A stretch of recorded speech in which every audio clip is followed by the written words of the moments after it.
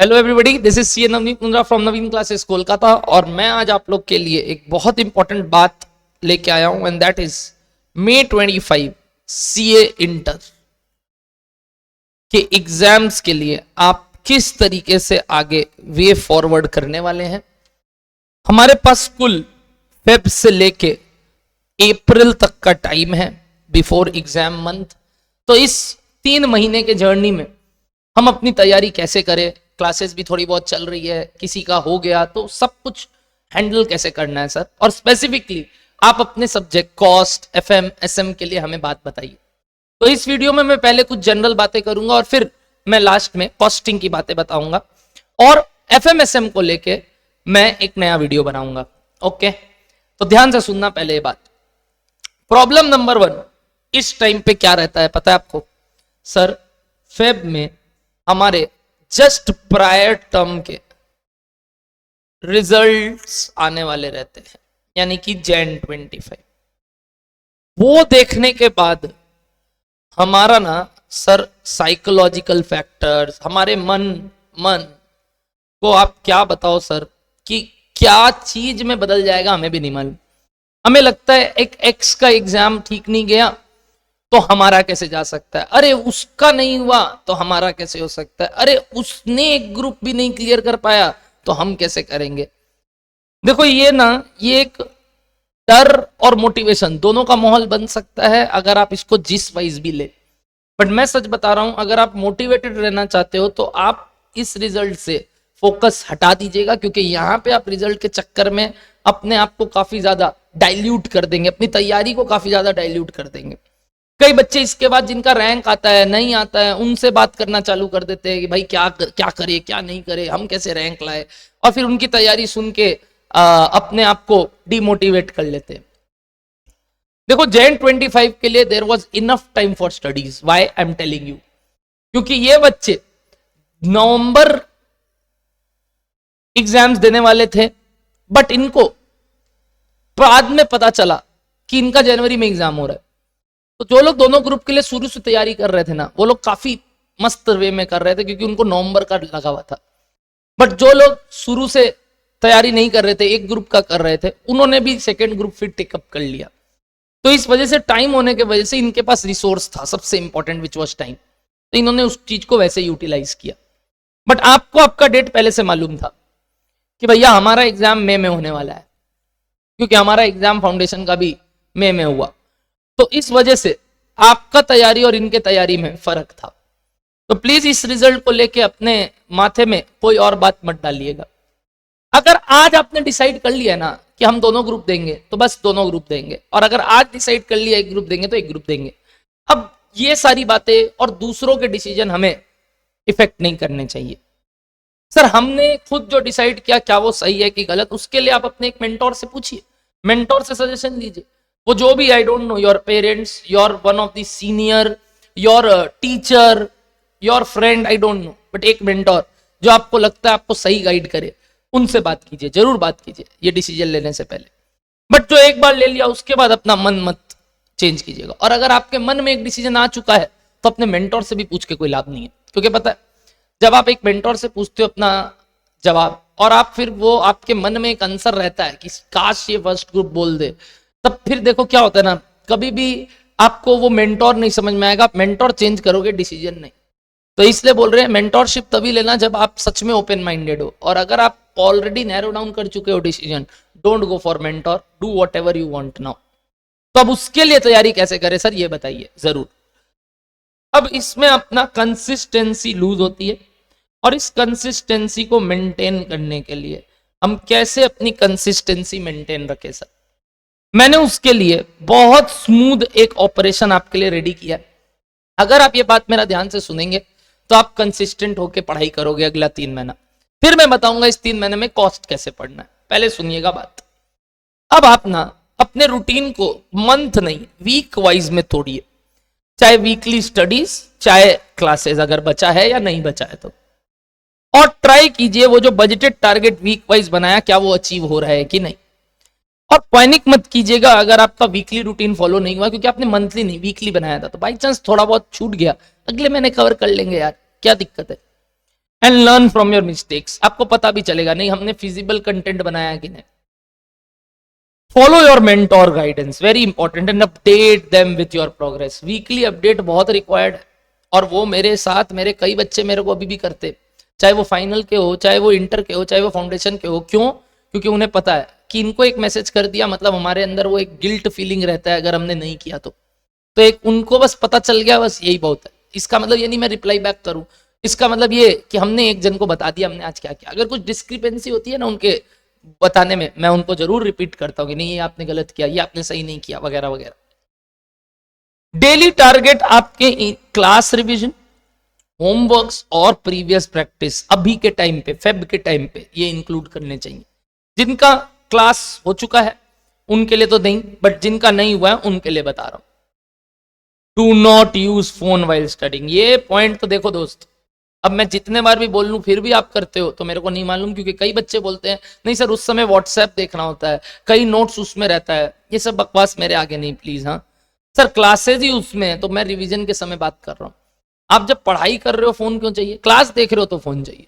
Self study करते वक्त no phone required. Please उसको एकदम एक रूम में और आप एक रूम में, और वो माथा में मत सोचिएगा वो फोन रिंग हो रहा होगा तो क्या, आपका कोई इंपॉर्टेंट कॉल नहीं आएगा एक्सेप्ट योर पेरेंट्स, और आप अभी घर पे हो। Do morning yoga exercise walking. लोगों को लगता है ये बात बोलना आसान है सर, करके दिखाइए, और ये सब क्या चीज होता है। देखो ऐसा है, ये 5-10 मिनट आपको काफी रिलैक्स फील करवाएगा, और इस समय आप अपने दोस्त से बात कीजिए, आप जिससे भी बात करते हैं वो कीजिए। आपको लगता है आपको इस समय गाना सुनना है, गाना सुनिए, बट ये 15-20 मिनट आप अपने आप को देंगे ताकि आपको कम से कम रिलैक्स फील हो, बॉडी काम करे, आपका माइंड काम करे आपका। जब भी आप स्टडी करने बैठे प्लीज मन में से बाकी थॉट्स हटा दे, नहीं तो आप सिर्फ प्रोक्रेस्टिनेट ही करते रह जाएंगे कि सर हम सोचे थे ये करेंगे करेंगे, बट हम कभी लेके बैठेंगे नहीं। कल करे तो परसों कर, परसों करे तो देखा जाए, बट सर उल्टा वाला थ्योरी हमें नहीं आता। तो ऐसे मत काम कीजिए प्लीज, प्रोक्रेस्टिनेशन बंद कीजिए। जो हो रहा है गो विद द फ्लो। इसलिए मैंने शॉर्ट टर्म रूटीन बनाने बोला, कभी भी मंथली रूटीन बनाने नहीं बोला। अब बात करते हैं आने वाला फेब का रूटीन। तो सर फेब का रूटीन हमारा कैसे जाना चाहिए? फेब्रुअरी मंथ को अगर मैं आने वाले टाइम पे आपके लिए एक बार के लिए 4 वीक्स में कन्वर्ट करूं, और लिटरली यहाँ 4 वीक्स ही होते हैं क्योंकि 28 दिन ही है, जिसमें से मैं मान रहा हूं ऑलरेडी 1 वीक आप माइनस कर दीजिए कि नहीं सर हमने नहीं किया कुछ पढ़ाई। तो रिमेनिंग 3 वीक्स में हमें क्या करना चाहिए सर? मेरा पहला मन है यहाँ पे आपको बताने का कि जिन जिन भी मे स्टूडेंट्स का, जो लोग भी दोनों ग्रुप एक ग्रुप जो भी दे रहे हैं, अगर आपका 1 से 2 क्लास बचा है या 3 क्लास बचा है पर डे, तो वो कंप्लीट कीजिए। 1 2 3 आई डोंट नो क्या बचा है। कई लोग का 3 क्लासेस भी चल रहा है अभी भी, कई का 2, कई का 1, जो भी चल रहा है उसको कंप्लीट कीजिए। मेरे को लग रहा है ज्यादातर लोग ये 3 वाले में आएंगे। और उस समय आप रिवीजन शेड्यूल को क्या करोगे सर? यहां 4, यहां पे 3, यहां पे 2, यानी क्लास के साथ साथ इसका रिवीजन तो कर ही रहे हैं, होमवर्क तो कर ही रहे हैं, उसके साथ साथ हम ये जो कर रहे हैं वो है प्रीवियस रिवीजन। सर ये प्रीवियस रिवीजन होता क्या है? क्या हम इसको फर्स्ट रिवीजन बोल दे क्या? नहीं सर नहीं, कभी भी रिवीजन फर्स्ट रिवीजन नहीं होता। मैं सच बताऊं, जैसे अभी आप इस क्लास का रिवीजन यहां कर रहे हो ना, हो गया फर्स्ट रिवीजन, तो अपने आप को मोटिवेट करना कि हमने इसका फर्स्ट रिवीजन तो क्लास के साथ किया था, हमने इसका सेकंड रिवीजन ऑलरेडी कर रखा है। कब सर? फर्स्ट टेस्ट के समय। सर हमने इसका थर्ड रिवीजन भी कर लिया था सर जब हमने इसका सेकंड टेस्ट दिया था। तो एक मन में ना कॉन्फिडेंस आना चाहिए, बट जो लोग ये नहीं किए उनके लिए तो देखो दोस्त अभी ही वो मौका है। तो रिवीजन करते वक्त चैप्टर वाइज जाइए और 4-4 चैप्टर वाइज टेस्ट भी दीजिए अगर आपने पहले नहीं दिया तो ये होता है आपका रिवीजन का पॉइंट ऑफ टाइम डिसाइड करना, और उस हिसाब से आपको रिवीजन करना है। सर रिवीजन कैसे करते हैं इस पॉइंट ऑफ टाइम में? क्योंकि आपने 4 स्लॉट, 3 स्लॉट, 2 स्लॉट बोला है, और ये स्लॉट्स क्या है सर? मेरे हिसाब से स्लॉट 2.5 आवर्स के है of 5 each, which will give you around 12.5 घंटे। अगर अभी भी आप 12.5 घंटे नहीं पढ़ोगे तो बहुत दिक्कत की बात है, जिसमें मैं क्लासेस भी ले लिया और आपके सेल्फ स्टडीज भी ले लिया।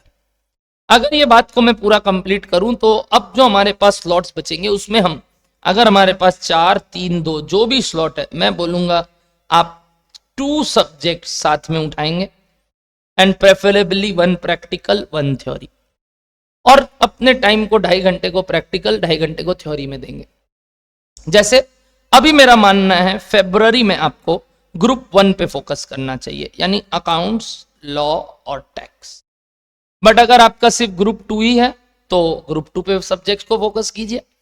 और अगर आपको लगता है आपके क्लासेस की रूटीन में कम हो गया है क्लासेस अब, तो आप ग्रुप 2 के सब्जेक्ट्स भी स्टार्ट कर सकते हो, यानी कि कॉस्टिंग। बाकी मैं मानता हूं अभी ऑडिट का क्लास चल रहा है या एफएमएसएम का क्लास चल रहा है, तो वो आप कर रहे हो। तो सर कॉस्ट को लेके हम अब तैयारी कैसे करें, बताता हूं। सबसे पहले अब व्हाट अबाउट कॉस्ट, सर क्या करना चाहिए कॉस्ट को लेके।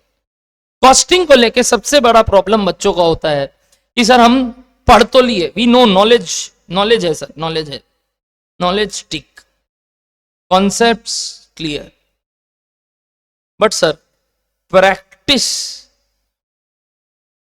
नीचे है। सर न्यू सम्स आने से सर हम बहुत एरर करते हैं, तो हमारा प्रैक्टिस बहुत कम है। और इससे कैसे हम टेक ले कि भैया अब क्या कर सकते हैं, तो मैं बता दूं, अगर आपका प्रैक्टिस कम है और न्यू सम्स आने से दिक्कत हो रहा है, तो पहले तो अगर ये 2 टिक आप बोल रहे हो तो इट इज नॉट दैट कि ये इतना अच्छा है। आपको अभी भी अपना नॉलेज और कंसेप्ट क्लैरिटी पे काम करना पड़ सकता है। हाँ, इट मे बी कि 20% और मैं बोल लूं 70 और 10, ये क्या है सर, 20% आपको बहुत स्ट्रॉन्ग आता है, 70 आपका मीडियम है और 10% आपका वेरी वीक है। और इस हिसाब से अब अपने क्लासिफाई करेंगे चैप्टर या टॉपिक।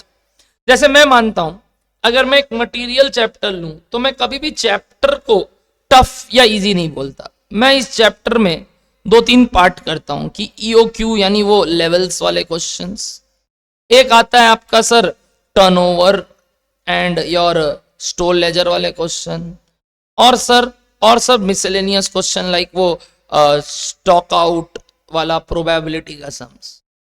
तो मैं ये मानता हूं कि इसमें अगर ये इजी है तो हो सकता है ये थोड़ा मेरे लिए टफ हो, ये मेरे लिए टफ हो। तो strong week is not chapter, a topic is a strong point और अ वीक पॉइंट। तो फोकस ऑन पहले जो भी आपका strong points of the chapter है और उससे रिलेटेड, क्योंकि हमारे किताब में भी वो चीज अलग अलग से लिखा हुआ है, पहले वो प्रैक्टिस कीजिए। अपने आप को कॉन्फिडेंस दिलाइए कि इस टॉपिक का समझा है तो हमें कहीं नहीं भागना। वरना क्या होता है सर, जब चैप्टर लेके बैठते हैं ना, स्टोर लेजर तक जब पहुंचते हैं और इसमें लगता है यार कुछ ही नहीं आता हमें तो, बट ऐसे नहीं काम करते। 4 चैप्टर का पहले इजी टॉपिक पढ़ते हैं, फिर 4 चैप्टर का टफ। ऐसा भी नहीं कि सारे चैप्टर का इजी, 4 में तोड़ दीजिएगा और इस तरीके से आप अपना रिवीजन चालू कीजिएगा। मैंने एग्जाम्पल के तौर पे मटेरियल जानबूझ के लिया क्योंकि इसमें कई वैरायटी ऑफ क्वेश्चंस आते हैं। तो इस चीज को लेते हुए मैं आपको बता दूं कि कंसेप्ट एंड नॉलेज बहुत रिक्वायर्ड है। अभी जब आप पढ़ने बैठो तो स्टेप 1 क्या होना चाहिए सर, स्टेप 1 होना चाहिए कॉपी नोट्स, यानी आप कॉपी नोट्स घुमा रहे हैं, आप सेल्फ प्रैक्टिस कर रहे हैं रेदर देन कोई भी मैराथन देखना। अभी आपको no marathon, no exam oriented, nothing, no revision videos, no videos, कोई वीडियोस नहीं देखना, कोई मैराथन नहीं देखना, सिर्फ सेल्फ प्रैक्टिस करना है और सेल्फ स्टडी करना है। अगर ये करने में जो जो टॉपिक में आपको वीकनेस लग रहा है उसको आप सेग्रीगेट करो, यानी find out the weak areas, और उसके बाद उससे रिलेटेड आप एग्जाम ओरिएंटेड बैच का वीडियोस या मैराथन का वीडियो जरूर देखेंगे। मैं अभी भी बच्चों को रेकमेंड करता हूं कि भैया हम जो एग्जाम ओरिएंटेड बैच में करवाए हैं, जो लोग हमारे एग्जिस्टिंग स्टूडेंट है May 25 के लिए, उनको तो ये वीडियो मिलेगा ही, बट सच बता रहा हूं मैंने और अविनाश सर ने इसमें अपना डबल जान लगाना पड़ा क्योंकि हमें वही कंटेंट को आधे टाइम में करना था। तो देखो अगर कैपेसिटी कम होगा तो एफिशिएंसी ज्यादा होगा, और इस वजह से ह्यूज एफिशिएंसी के साथ हमने इसको काम किया ताकि एओ सेम आए। We know the concept, activity is equals to capacity into efficiency. कहीं हमारी एफिशिएंसी अगर नॉर्मल है तो हमने कैपेसिटी ज्यादा लेके पढ़ाया हमारे रेगुलर क्लास में, बट हमारे फास्ट यानी एग्जाम ओरिएंटेड बैच में अगर हमारी कैपेसिटी कम थी तो हमारी एफिशिएंसी बहुत ज्यादा थी, ताकि आउटपुट वही निकले। और ये आप हमारे गूगल रिव्यूज और एग्जिस्टिंग जनवरी बैच के स्टूडेंट से पूछ सकते हैं जिन्होंने भी एग्जाम ओरिएंटेड बैच लिया था। अगर अभी तक आपने नहीं लिया है प्लीज इसको सब्सक्राइब कर लीजिए, ताकि कम से कम आपके वो वीक एरिया के लिए तो आप वो क्लास देख लो। और जिन लोगों को लगता नहीं सर हमें बहुत ज्यादा रिक्वायर्ड है कंसेप्चुअल क्लैरिटी प्लस प्रैक्टिस, तो पक्का लेना है, पक्का लेना है, पक्का। तो ये वीक एरिया के लिए तो मैं ये प्रेफर करने बोलूंगा। जो भी हमारे स्टूडेंट है ऑलरेडी मेरे क्लास देखे हुए हैं तो वो पर्टिकुलर टॉपिक जहां जहां दिक्कत आ रहा है वो देखेंगे। बट जो लोग मेरे से नहीं पढ़ रखे और उनको बहुत डर लग रहा है कॉस्टिंग को लेके, please go for exam oriented batch. मैं सच बता रहा हूं, it will be a game changer for you. इस स्टेप 2 के बाद आपको यह ध्यान रखना है कि सर ये जो वीक एरिया था इस पे क्या किया हमने, एग्जाम ओरिएंटेड का क्लास करते करते जब प्रैक्टिस किया हमने इंपॉर्टेंट क्वेश्चंस और जो वो नॉलेज है या कंसेप्ट है उसको बॉक्स कर दिया या हाईलाइट कर दिया, ताकि उस सम्स में जो अब वो इंपॉर्टेंट एडजस्टमेंट है वो हमें ध्यान रहे। यानी आप पूरा सम्स वापस नहीं देख सकते, बट कम से कम इंपॉर्टेंट एडजस्टमेंट तो दोहरा सकते हैं ना सारे सम्स के। तो इंपॉर्टेंट सम्स के एडजस्टमेंट भी देख लिया और इसमें से जितने हो सके मैक्सिमम क्वेश्चंस को हमें क्या करना है सर, रीप्रैक्टिस। रीप्रैक्टिस कब सर, वो आने वाले मंथ में। तो ये फरवरी का अगर मैं टारगेट बोलूं तो आपका टारगेट होना चाहिए लिटरली 5 to 6 चैप्टर्स आपको कंप्लीट कर देना चाहिए इस तरीके से। अगर ये कर लो और एक टेस्ट दे दो, मान लेना आपका फेब का टारगेट डन। 3 वीक में तोड़िए इस बात को, दो चैप्टर करके, and I think you will able to do it. जैसे जैसे आप नेक्स्ट मंथ में जाओगे, यानी आप पहुंच जाओगे अपने मार्च के मंथ में, तो मैं मानता हूं आपके मार्च के मंथ में आपका बहुत क्लैरिटी आ जाएगा नॉलेज को लेके, एज वेल एज आपके क्लासेस भी काफी रिड्यूस हो जाएंगे, यानी क्लासेस की टाइम बहुत कम हो जाएंगी और सिलेबस रिवीजन की टाइम बहुत बढ़ जाएगी। और अब आप ग्रुप 2 पे ज्यादा फोकस भी देंगे। कैसे सर, मान लो आपका क्लासेस अब 2 क्लास ही है दिन में, जो कि उससे ज्यादा नहीं होना चाहिए, या 1 या 0, ऑफ कोर्स वो तो है ही ऑप्शन। और अगर इधर बात करें तो अब आपका 3 से 4 रिवीजन स्लॉट बचेगा, और उस 3 से 4 रिवीजन स्लॉट में अब आप 3 सब्जेक्ट कैटर कर सकते हैं, 3 सब्जेक्ट। इस तरीके से अगर अब आप स्टडी करते हो मार्च के महीने में, तो मेरे को लगता है 20 मार्च तक आपका सिलेबस हो जाएगा, या हाईएस्ट 1 क्लास 1 सब्जेक्ट का बचेगा, मतलब होता ना 1 सब्जेक्ट का क्लास थोड़ा बहुत बचा। इस तरीके से अगर आप चलोगे तो मैं बोलूंगा अगेन ग्रुप 2 को आप हर 3 दिन बाद रखिएगा ग्रुप 1 के साथ ही, यानी 2 दिन ग्रुप 1 फिर ग्रुप 2 फिर 2 दिन ग्रुप 1 ग्रुप 2। तो सर स्लॉट वाइज अगर 4 स्लॉट है तो भैया 2 ग्रुप 1 का 2 ग्रुप 2 का, तो सर ऐसे तो 4 चैप्टर 4 सिलेबस हो गया, 4 सब्जेक्ट। ना ना ना, जो 2 ग्रुप 1 का स्लॉट है उसमें आप एक ही सब्जेक्ट पढ़ रहे हैं, और 2 जो स्लॉट है उसमें आप एक ही सब्जेक्ट ग्रुप 2 का पढ़ रहे हैं। ऐसा नहीं है 2-2 पढ़ रहे हैं, क्योंकि स्लॉट्स बढ़ गए बट सब्जेक्ट अभी भी 2 है। तो इस तरीके से जल्दी कंप्लीट होगा आपका कॉस्टिंग का सिलेबस।